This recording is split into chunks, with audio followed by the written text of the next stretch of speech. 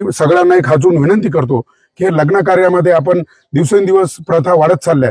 पूर्वी आपल्या आजोबा पंजोबांची लग्न मानदेव डहाळे टाकून आणि एक साधा विधी केला जायचा. ते लग्नही टिकले, त्यांनाही मुलं झाले. आणि आता जे काही पैशाची नुमाईश, नुसता पैसा उधळायचा आहे. अरे बाबा रे, तुमच्याकडे जर लय पैसा झाला असेल ना, एखाद्या गरीबाच्या मुलाचा शिक्षणाचा खर्च घ्या, एखाद्या गरीबाच्या मुलीचं लग्न करा, तिला संसार घेऊन द्या.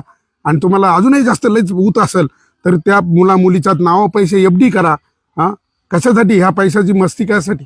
आता आपण पाहिलं मागे वाडीवाऱ्याला जाताना एक जोडपं एक ट्रक खाली गेलं. कुठं चाललं होतं ते? हळदीला. अरे हळदीला सुद्धा लग्न एवढे लोक कशासाठी आहे? म्हणजे आपलं भान आपण विसरत चाललोय का? कसा तरी 2 नंबरनी पैसा कमवायचा आणि मग तो उधळायचा. आणि मग ते पाहून दुसऱ्या रेशील लागत, नाही त्याचा मांडव एवढा झाला मग मी एवढा मोठा करीन. या स्पर्धा सोडा.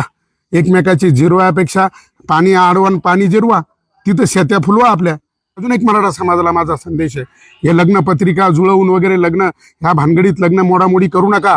अरे प्रत्येक गावात 100-150 पोरं बिगर लग्नाचे या तुमच्या उद्योगामुळं. अरे आपल्या पूर्वजांनी गुण जुळवायला सांगितलंय. आवडी निवडी, उंची, रंग, रूप ते पहा ना जरा. ते दिलं सोडून. शिक्षण पहा, रक्तगट पहा.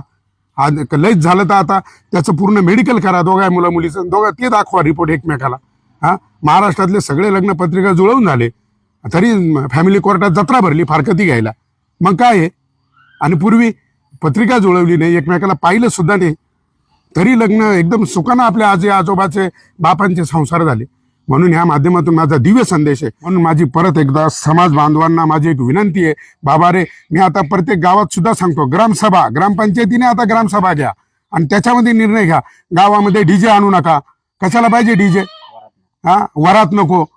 वरातीच्या नावाखाली एक नवीन दर वरातीमध्ये एक पोरला बुजबुज पाजायची, ते दुसऱ्यांदा अड्डल बेवडं. याच्यामध्ये पुढाऱ्यांचा हात राहतो.